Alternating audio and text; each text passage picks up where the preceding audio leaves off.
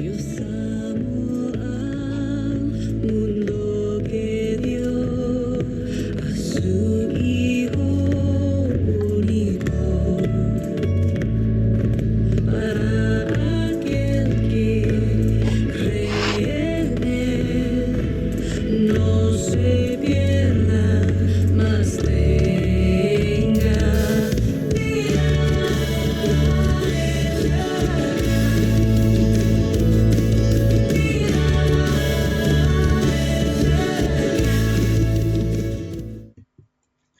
Hey, Peru team, we're just 8 weeks out from our trip to Peru. I hope you're getting excited about it. I hope you're praying. I hope that you are not getting anxious, but experiencing the peace of Christ. I hope that you are training in godliness and maybe training physically too, if you need to do that. And so right now, Americo is in Peru right now, helping to plan for our trip and doing some work on the Evangelista. And so please keep him in prayer. He was super excited when we talked to him earlier in the week.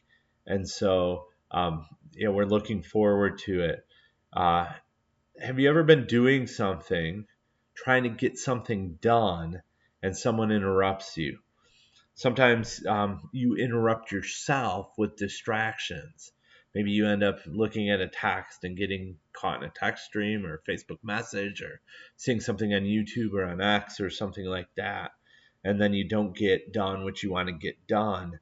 The reality is we live in a culture where it's all about getting things done.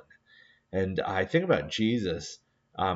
He was trying to get alone, and I don't know if you remember this passage. It's in Mark chapter 1, 35 through 37. And rising very early in the morning, while it was still dark, he departed. He is Jesus there. And he went out to a desolate place, and there he prayed. And Simon and those who were with him searched for him. And they found him and said to him, "Everyone is looking for you." So Jesus, even when he was trying to get something done, now that doing part was a being part. He wanted to be with the Father at that time. He wanted to get alone. But even then, the people were coming after him, chasing him, and looking for him. And so sometimes that's the case. We want to get something done, and there's interruptions in our lives. And so I think about that as a pastor.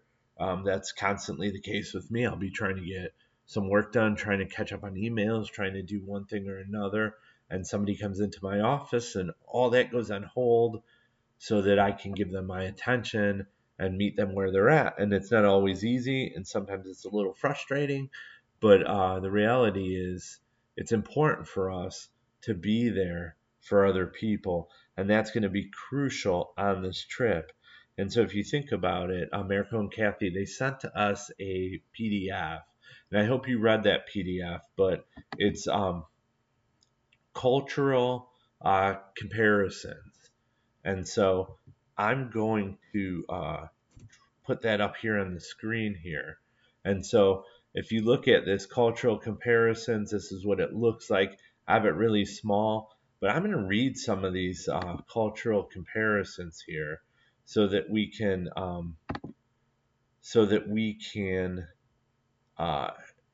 get into these passages or get a better understanding of what this is all about. So let me see here. It may take me a minute to get this the way that it needs to be on my computer here. Okay, so if you look at it, the document looks like this. You can get a copy of it through WhatsApp. It's a PDF. You could print it out or open it up or do whatever you'd like with it. But with that being said, if you look at it, in our culture, that's what's on the left side. There's all our culture. You can see that back here. The United States is on the left. Latin America is on the right. In our culture, the importance of achievement, the importance of doing, visible, measurable accomplishments. Now you take a look at Latin America, and there's an importance in being and becoming our dominant. Personal relationships and contemplation are of utmost importance.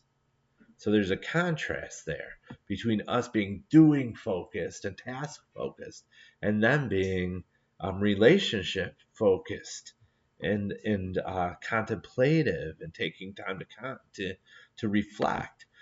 If you look at this next portion here, and you're going to look down a little bit past half of the page, we focus on action and hard work. They lead to fulfillment of what the individual wants.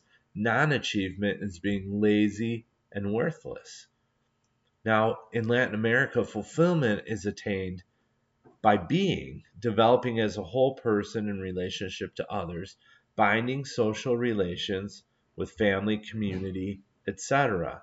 So you could see there that there's that focus on, again, on our end, it's all about doing and getting the job done and accomplishing our goals.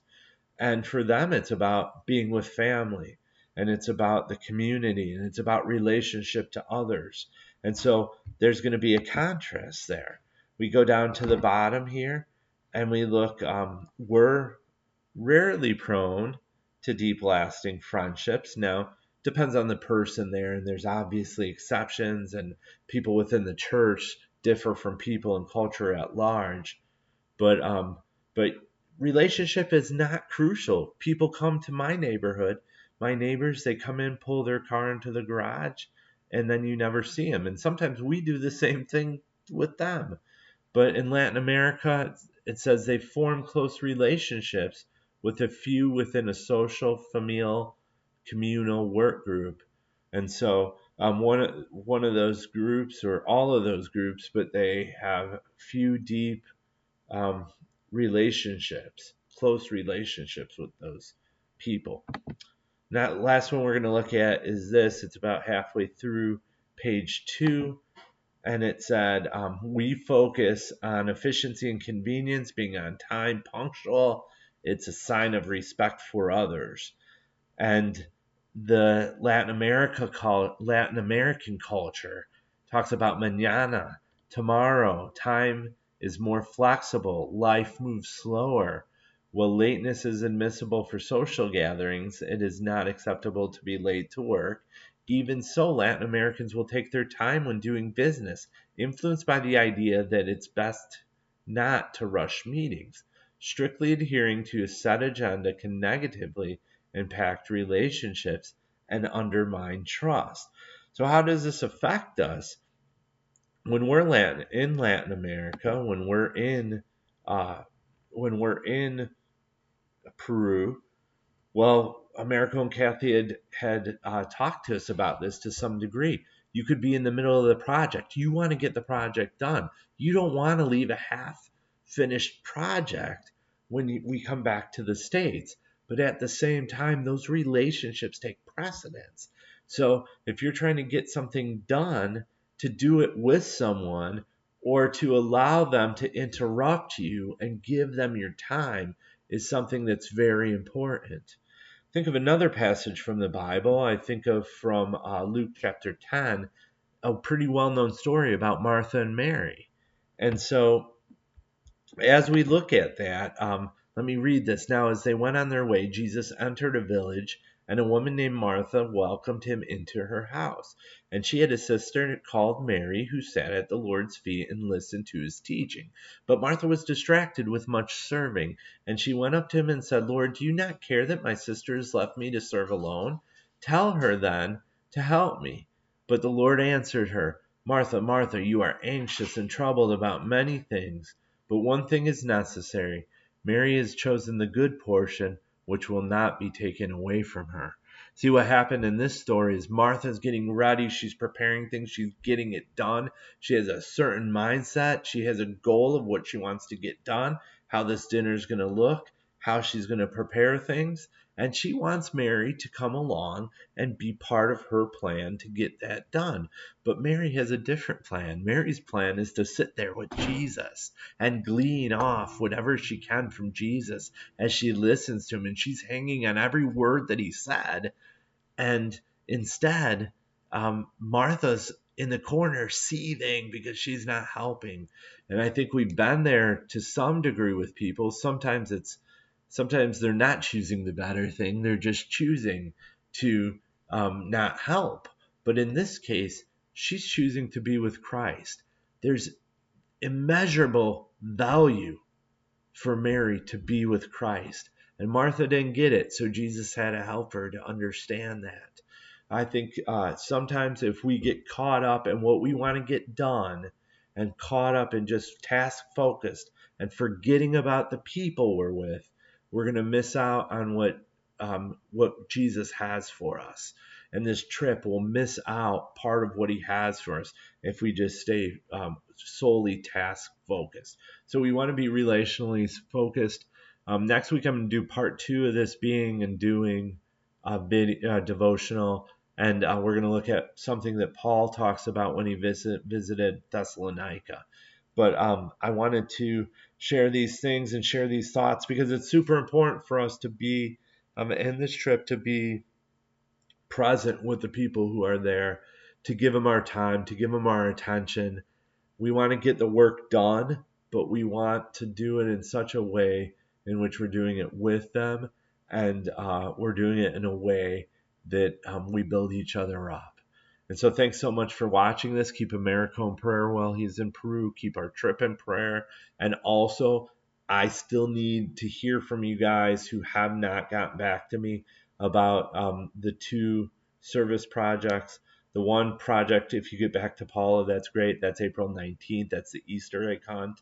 April 12th is the project in Joliet with the bilingual church. So we really want you to be able to participate in both of those.